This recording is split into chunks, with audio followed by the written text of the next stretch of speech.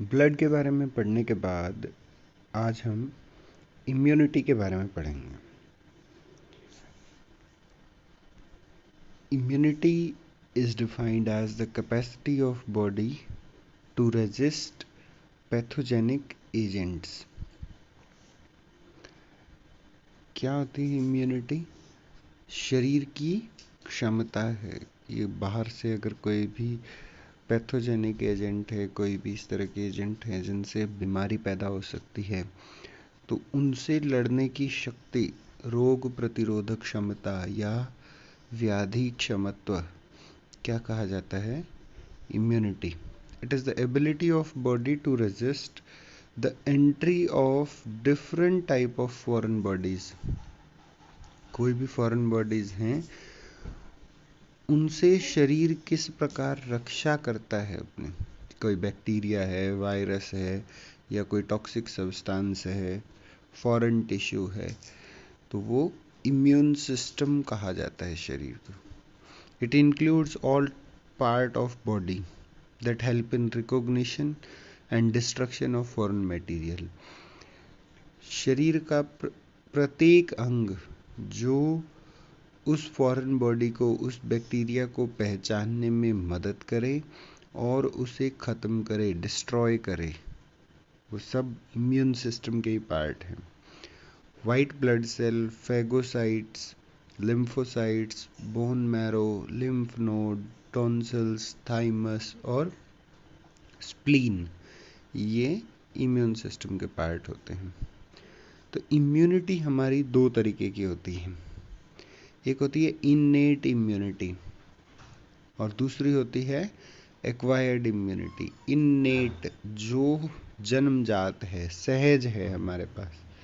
Rapid response to broad range of microbes, ये क्या है?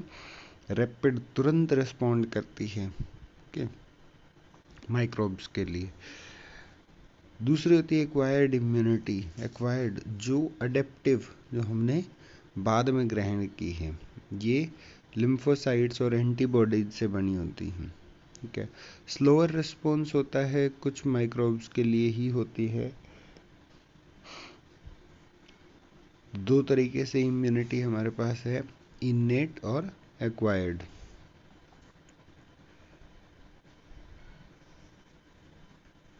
तो एक्वायर्ड इम्यूनिटी के बारे में देखिए, it develops against invading organism. ठीक है, जो ऑर्गेनिज्म ने कोई इन्वेड किया है तो उसके प्रति ये इम्यूनिटी बनती है। Destruction of invading organism by APC.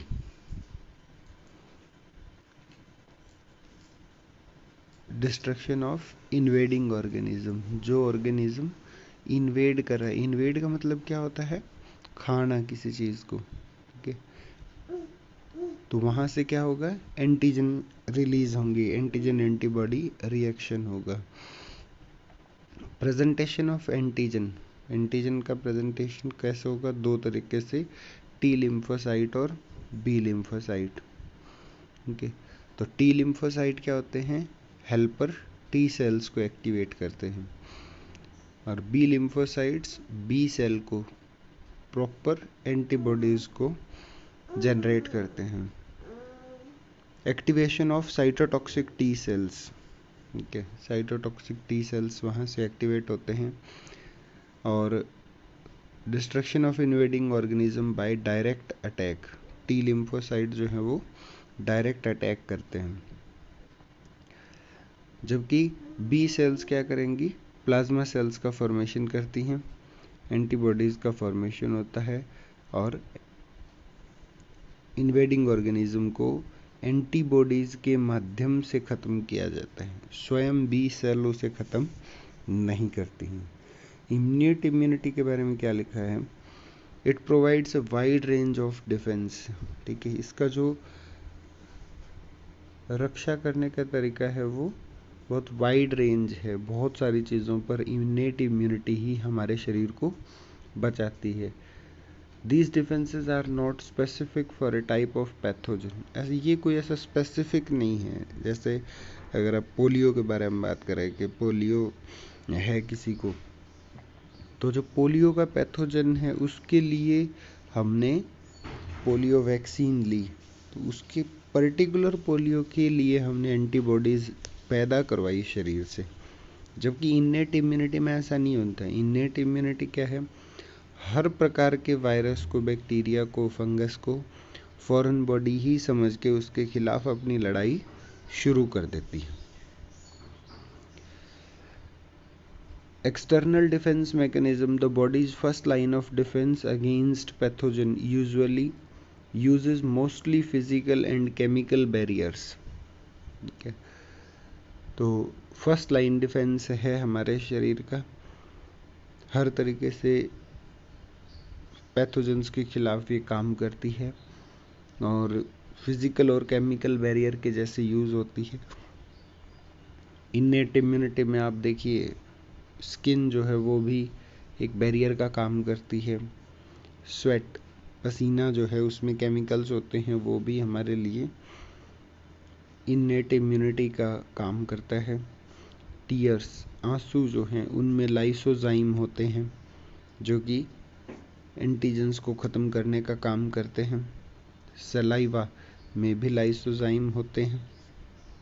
Mucus जो श्लेष्मा है उसमें भी कई सारे माइक्रोब्स या पैथोजेंस को ट्रैप करने की, फंसाने की शक्ति होती है कि अगर आप स्नीजिंग करते हैं, कफिंग करते हैं, क्या छींकते हैं या खांसी आती है या, तो उससे क्या होगा, वॉश्ड अवे और डिस्ट्रॉयड पैथोजेंस। ठीक है।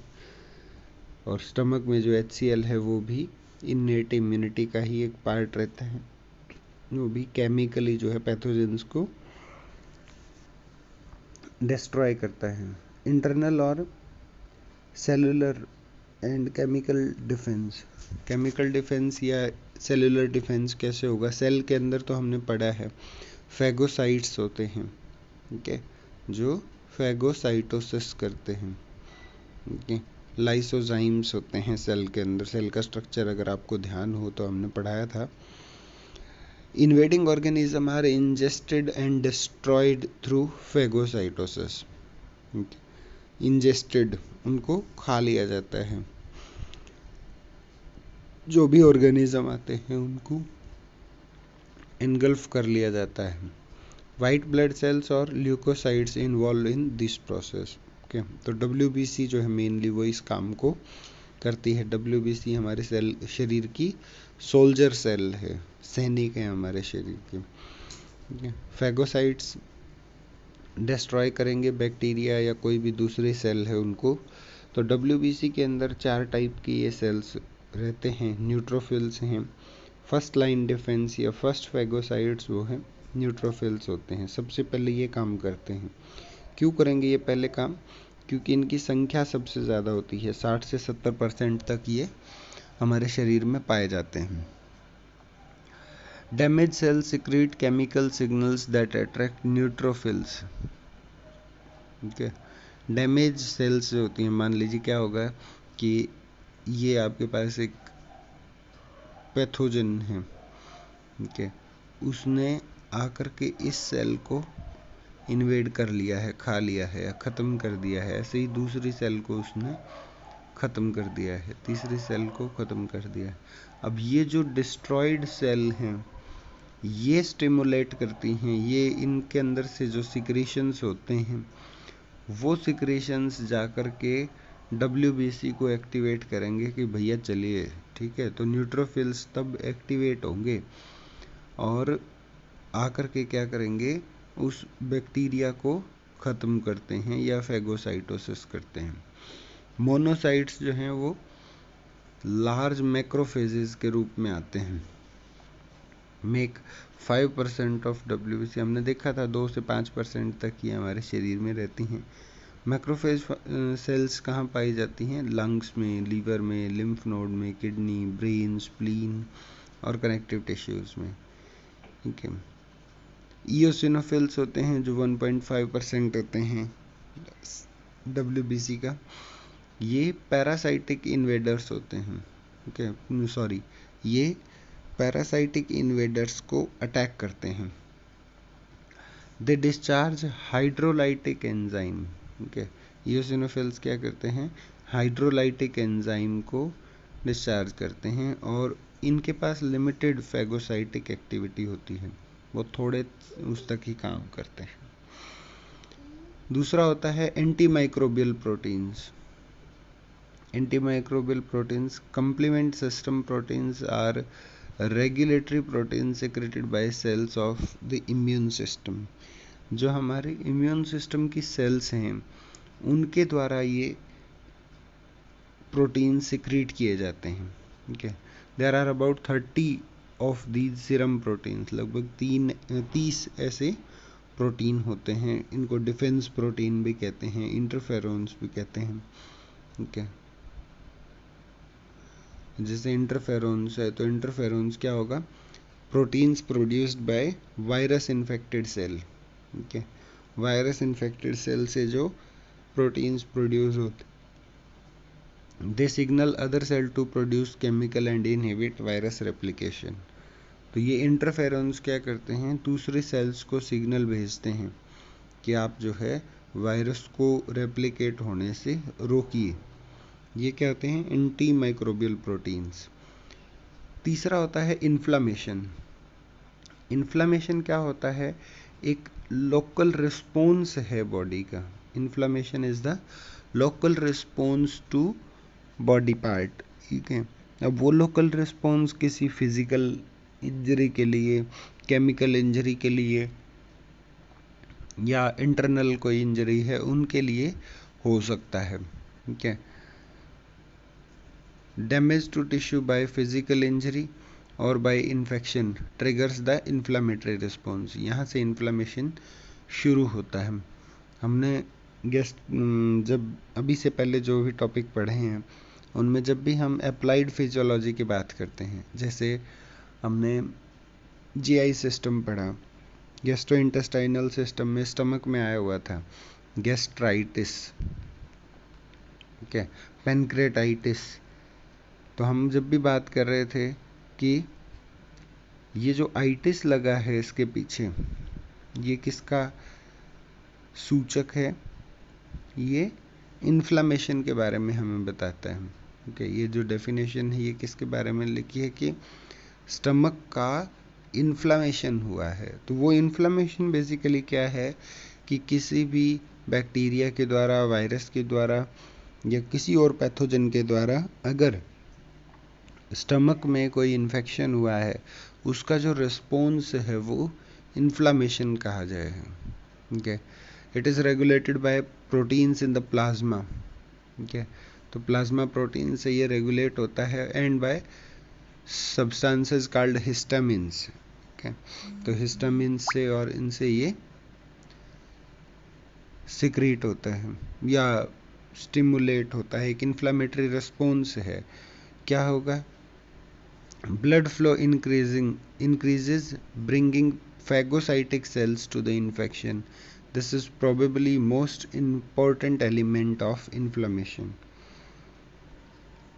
Okay, तो ये क्या कहते हैं कि जैसे मान लीजिए ये कोई एक पार्ट है बॉडी का और इस पार्ट में यहाँ आपके पास कोई पैथोजेनिक एक्टिविटी हुई है, कोई बीमारी हुई है, तो क्या होगा कि ये सेल जो है या ये जो वेसल है वो डैमेज हो जाएगी। सबसे पहला काम यहाँ पे क्या होता है, सबसे पहला काम यहाँ होगा इंक्रीज ब्लड सप्लाई। हर तरीके से यहाँ ब्लड सप्लाई को बढ़ा दिया जाएगा। ब्लड सप्लाई बढ़ाने से क्या होगा, फैगोसाइटिक सेल्स की संख्या भी बढ़ जाती है। जो सेल्स क्या करेंगे, तुरंत ही इस बैक्टीरिया को खत्म करने का काम करेंगे। ओके, तो ये सबसे इम्पोर्टेंट पार्ट माना जाता है। Histamine releases in the response to injury causes vasodilation. जो हमने कहा कि ब्लड सप्लाई बढ़ जाती है वो किस वजह से, कि हिस्टामिन की रिलीज होने से वेसल्स जो हैं वो डायलेट हो जाती हैं, विस्फारित हो जाती हैं। मेक कैपिलरीज मोर परमिएबल, और वहाँ की कैपिलरीज जो हैं वो ज़्यादा परमिएबल हो जाती हैं, allowing antibodies to enter the tissue post capillary venules constriction. Okay. Histamine, तो ये जो हिस्टामिन रिलीज हुआ है ये किसके द्वारा रिलीज होगा? बेसोफिल्स जो हमारी सेल्स हैं, जो कि एक पार्ट है किसका? ल्यूकोसाइट्स का या WBC का, और मास्ट सेल के द्वारा ये हिस्टामिन रिलीज होता है. okay. Leukocytes and damage cells release prostaglandins that increase blood flow. ठीक है, तो WBC और जो डैमेज हुई है सेल, उनकी वजह से क्या होता है? प्रोस्टाग्लैंडिन्स रिलीज होते हैं, जो कि जहाँ पे बीमारी हुई है, जहाँ पे इंजरी हुई है, उस एरिया में ब्लड फ्लो को बढ़ा देते हैं. ठीक है, ब्लड फ्लो बढ़ेगा तो क्या होगा? क्लोटिंग एलिमेंट्स भी आएंगे, टिश्यू को रिपेयर भी करेंगे. वहाँ की स्किन कैसी हो जाती है? वार्म, गर्म लगता है वहाँ पे, और एडिमा, स्वेलिंग आ जाती है. इसलिए क्या होता है, आप जब नेक्स्ट ईयर पैथोलॉजी पढ़ेंगे तो आपको पता लगेगा कि इन्फ्लामेशन के 5 साइंस होते हैं: rubor, calor, dolor, loss of function. okay. तो रेडनेस वहाँ पे होती है, टेम्परेचर वहाँ का बढ़ जाता है, पेन वहाँ पर होता है, फंक्शंस वहाँ के ख़त्म हो जाते हैं, और ओडीमा, स्वेलिंग आ जाती है वहाँ पर, स्वेलिंग आ जाती है वहाँ. तो ये 5 इम्पोर्टेंट फंक्शंस होते हैं, इम्पोर्टेंट फीचर्स होते हैं, ये इन्फ्लेमेशन के अंदर होंगे ही होंगे. okay. उसके बाद नेचुरल किलर सेल्स भी होती हैं हमारे शरीर में, जो लार्ज लिम्फोसाइट्स हैं वहाँ से ओरिजिनेट होती हैं, बोन मैरो से, जो कैंसर सेल्स को अटैक करती हैं, इन्फेक्टेड सेल्स को अटैक करती हैं. ठीक है, पैथोजन इंक्लूडिंग कुछ ऐसे फंगस भी हैं जिनके ऊपर नेचुरल किलर सेल्स का काम रहता है. तो नॉन स्पेसिफिक डिफेंस मैकेनिज्म में फर्स्ट लाइन डिफेंस में स्किन है, म्यूकस मेम्ब्रेन है, सिक्रीशंस हैं. सेकेंड लाइन डिफेंस में फेगोसाइटिक WBCs हैं, एंटीमाइक्रोबियल प्रोटीन्स हैं, और इन्फ्लामेशनरी रिस्पॉन्स है. स्पेसिफिक डिफेंस में हमारे पास लिम्फोसाइट और एंटीबॉडीज हैं. अब देखते हैं एक्वायर्ड इम्यूनिटी के बारे में. एक्वायर्ड इम्यूनिटी क्या होगी? Naturally acquired immunity. Okay, naturally acquired कैसे होती है कि कुछ एंटीजेंस या पैथोजेंस जो बॉडी के अंदर एंटर करते हैं, नेचुरली जो एंटर करते हैं, तो बॉडी अपने आप उनके खिलाफ इम्यून रिस्पॉन्स जनरेट करती है. जैसे पहली बार किसी को खसरा होता है, मम्प्स होता है ना, खसरा सुना है आपने? तो पहली बार हो, एक ही बार होता है ये, क्योंकि जब पहली बार ये मम्प्स का जो वायरस है वो बॉडी के अंदर जाएगा, तो उसी टाइम पे बॉडी इसके खिलाफ इतनी एंटीबॉडीज बना लेगी कि भविष्य में ये फिर कभी नहीं होता है. एक ही बार होता है ऐसा. दूसरा, naturally acquired passive immunity. Antibodies passes from mother to foetus. ठीक है, तो जो मदर की तरफ से भी एंटीबॉडीज प्रदान की जाती हैं, प्लेसेंटा से या ब्रेस्ट फीडिंग से. पहला जो मिल्क होता है उसे कोलेस्ट्रम कहते हैं. ठीक है, फर्स्ट मिल्क ऑफ बेबी, तो वो कोलेस्ट्रम से भी इम्यूनिटी जनरेट होती है. ठीक है, ये जो इम्यूनिटी है वो शॉर्ट लिव्ड होती है, थोड़े टाइम तक ही बच्चे को प्रोटेक्ट करती है, जब तक बच्चे का खुद का इम्यून सिस्टम डेवलप हो जाता है. Artificially acquired immunity. Artificially acquired immunity में क्या होगा? Antigens are introduced in vaccination. ठीक है, जो हम वैक्सीनेशन करवाते हैं कि पोलियो के लिए वैक्सीनेशन है, कोरोना के लिए वैक्सीनेशन अभी था, तो ये सब चीज़ें क्या हैं? आर्टिफिशियली एक्वायर्ड इम्यूनिटी हैं. Active immunity. पैसिव इम्यूनिटी में क्या होगा? Performed antibodies are introduced.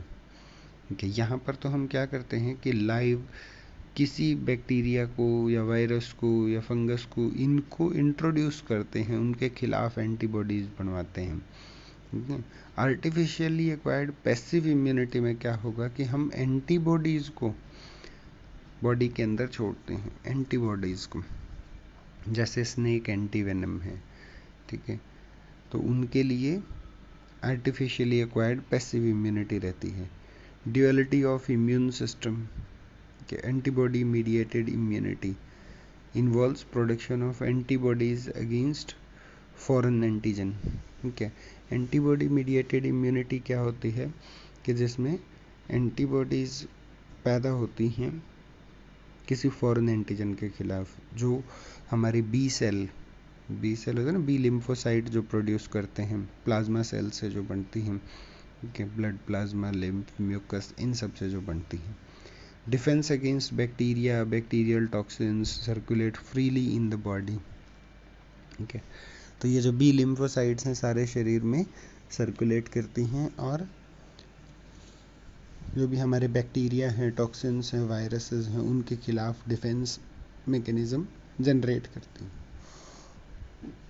दूसरा होता है cell mediated immunity.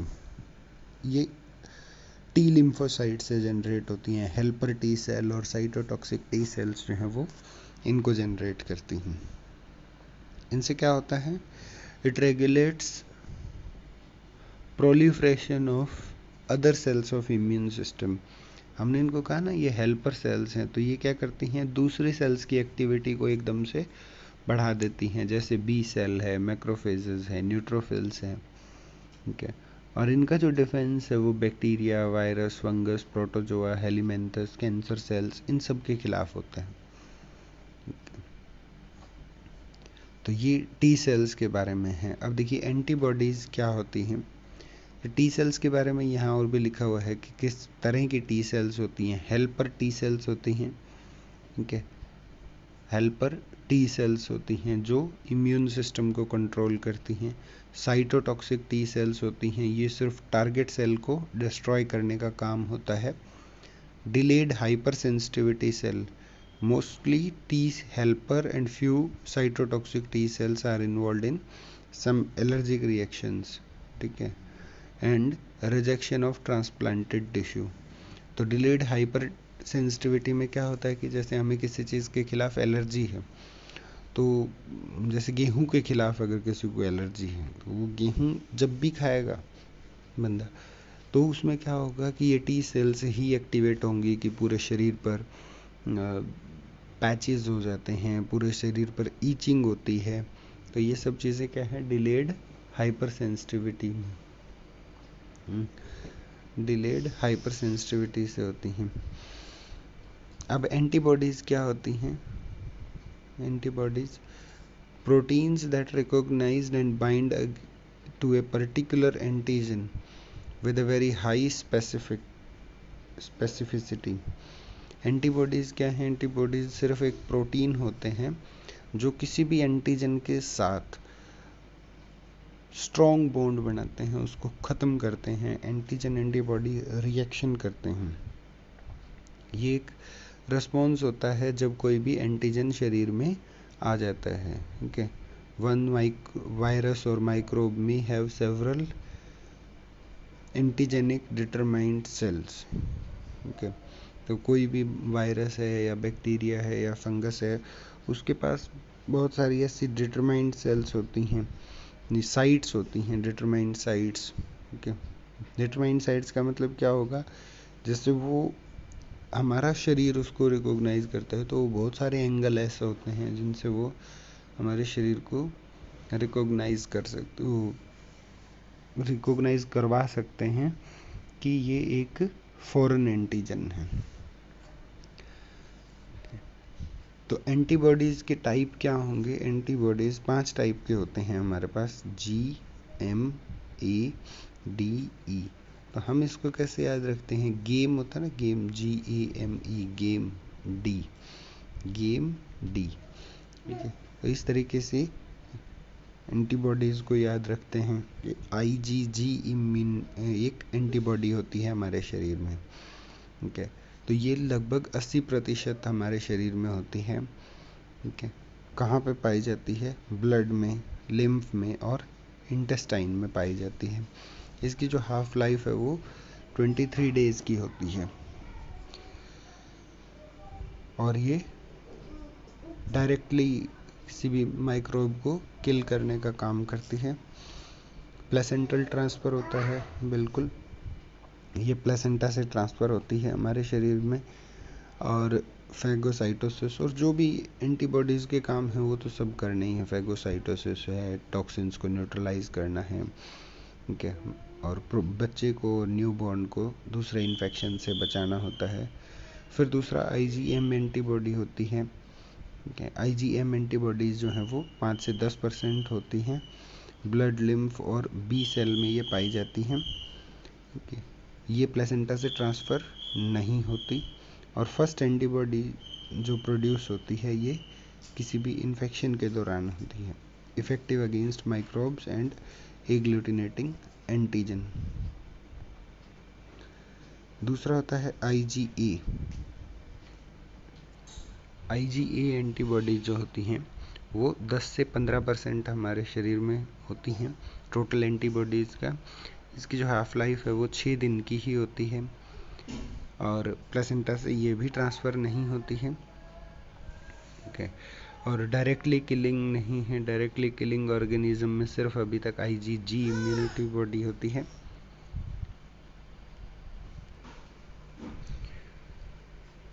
IgG immunity जो है वो सिर्फ डायरेक्टली किलिंग होती है ऑर्गेनिजम्स के लिए। बाकी आईजीएम और आईजीई दोनों ही इनका कॉम्प्लीमेंट फिक्सेशन नहीं होता है। और इसके जो फंक्शंस हैं, localise protection of mucosal surfaces, तो ये म्यूकोजा जो है हमारी उसको प्रोटेक्ट करने का काम करती है। और इन्फेंट्स में इम्यूनिटी, जो डाइजेस्टिव ट्रैक्ट की इम्यूनिटी है इन्फेंट्स में, वो प्रोवाइड करती है। आईजीडी इम्यूनिटी होती है, ये हाफ लाइफ इसका 3 दिन का होता है। लोकेशन वही बी सेल, ब्लड और लिम्फ में ही पाई जाती है। ये भी प्लेसेंटा से ट्रांसफ़र नहीं होती है। और ये इसके फंक्शन क्या हैं? बी सेल सरफेस पर एंटीजन रिसेप्टर को इनिशिएट करने का काम करती है। एंटीजन रिसेप्टर ये बी सेल्स को इस तरह से एक्टिवेट करती है कि वो एंटीजन्स के खिलाफ एक रिसीविंग ले सकें। रिसेप्टर का काम भाई, जब तक कोई चीज़ रिसीव नहीं होगी तो उन दोनों के बीच में रिएक्शन कैसे होगा, ठीक है। एंटीजन एंटीबॉडी रिएक्शन के लिए बहुत ज़रूरी है कि यहाँ पर एक रिसेप्टर क्रिएट किया जाए। तो वो कौन करेगा? आईजीडी इम्यूनिटी करती है। आईजीई में क्या होगा? आईजीई इसका हाफ लाइफ 2 दिन का होता है और इसकी जो लोकेशन है bound to mast cell and basophils, ये एक सबसे अलग है। जो मास्ट सेल होती हैं या हमारी जो बेसोफिल्स होती हैं उनके खिलाफ उनके पास ये बंधी हुई रहती है, यहाँ पर बाउंड होती है, ब्लड में पाई जाती है, ठीक है। और ये भी प्लेसेंटा से ट्रांसफ़र नहीं होती है।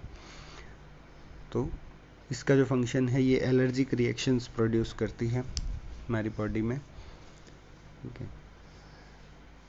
उसके बाद antigen antibody binding. Antigen antibody binding में क्या होगा, ये देखिए। एंटीजन एंटीबॉडी कॉम्प्लेक्स बनता है जहां एंटीबॉडी किसी भी एंटीजन के साथ रिएक्शन शो करेगा तो इनकी एफिनिटी होती है। एफिनिटी मतलब मेजर ऑफ बाइंडिंग स्ट्रेंथ, कि दोनों के बीच में अगर बॉन्ड बना है तो वो कितना स्ट्रॉन्ग बॉन्ड है, ठीक है। तो उसे कहते हैं एफिनिटी। एग्लूटिनेशन होगा। Antibodies causes antigens to clump together. Antibodies क्या करती हैं? एंटीजन्स को एक जगह बांधने का काम करेंगी। IgM is more effective than IgG. तो यहाँ पे ये एग्लूटिनेशन के मामले में आईजीएम एंटीबॉडी जो हैं वो ज़्यादा एक्टिव होती हैं, ज़्यादा इफेक्टिव होती हैं। हीम एग्लूटिनेशन ऑफ आरबीसीज, ठीक है। तो आरबीसीज का एग्लूटिनेशन होता है use to determine ABO type, ठीक है, ब्लड ग्रुप के टाइप को डिटरमाइन करते हैं। एंड टू डिटेक्ट इन्फ्लुएंजा और मीजल्स वायरस। और इन्फ्लुएंजा है या मीजल्स जो वायरस होते हैं उनको डिटेक्ट करने का काम रहता है हीम एग्लूटिनेशन में। दूसरा होता है ऑप्सोनाइजेशन। ऑप्सोनाइजेशन क्या होता है? Antigens is covered with antibodies that enhances its injection and lysis by phagocytic cells. तो इस ऑप्सोनाइजेशन क्या होता है कि मान लीजिए बीच में ये आपके पास कोई वायरस है, ठीक है, तो जो एंटीबॉडीज बनी हैं वो एंटीबॉडीज इसके चारों ओर अपने आप को इस तरीके से लपेट लेते हैं। इससे क्या होता है कि इस पूरे वायरस के ऊपर एक इस तरह का चक्र बन जाता है। तो ये इसको इजीली फैगोसाइटोसिस कर सकते हैं, इजीली ख़त्म कर सकते हैं। ये क्या कहा जाता है? ऑप्सोनाइजेशन। ऑप्सोनाइजेशन। दूसरा होता है न्यूट्रलाइजेशन। आईजीजी जो एंटीबॉडी होती हैं उनसे हमें मिलता है neutralization. Binding to their surface, virus के सरफेस पर ये बाइंड होती हैं and neutralizes toxins by blocking these activating sites. ठीक है, तो ये क्या करती हैं? उनके जो टॉक्सिन्स होते हैं जो वायरस रिलीज करता है उनको न्यूट्रलाइज करने का काम करती हैं। चौथा होता है antibody dependent cell mediated cytotoxicity. तो antibody dependent cell mediated toxicity में क्या होगा? Use to destroy large organisms. ठीक है, ये बड़े ऑर्गेनिजम्स को डिस्ट्रॉय करने के लिए, जैसे वर्म्स हैं, पेट में कीड़े हो जाते हैं, तो उनके लिए antibody dependent cell mediated cytotoxicity रहती है। पांचवा होता है कॉम्प्लीमेंट एक्टिवेशन। कॉम्प्लीमेंट एक्टिवेशन में क्या होता है? आईजीएम और IgG trigger the complement system which results in cell lysis and inflammation. Complement system में क्या होगा? आईजीएम और आईजीजी ये एंटीबॉडीज सेल लाइसिस, सेल को तोड़ने का काम करती हैं, ठीक है, और इन्फ्लेमेशन वहाँ पे शो होता है।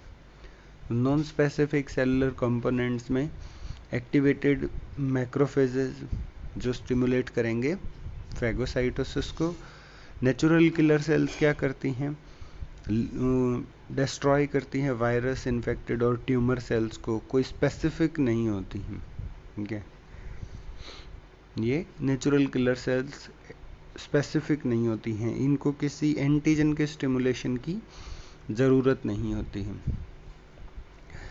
तो इस प्रकार से हमने आज इम्यूनिटी के बारे में पढ़ा।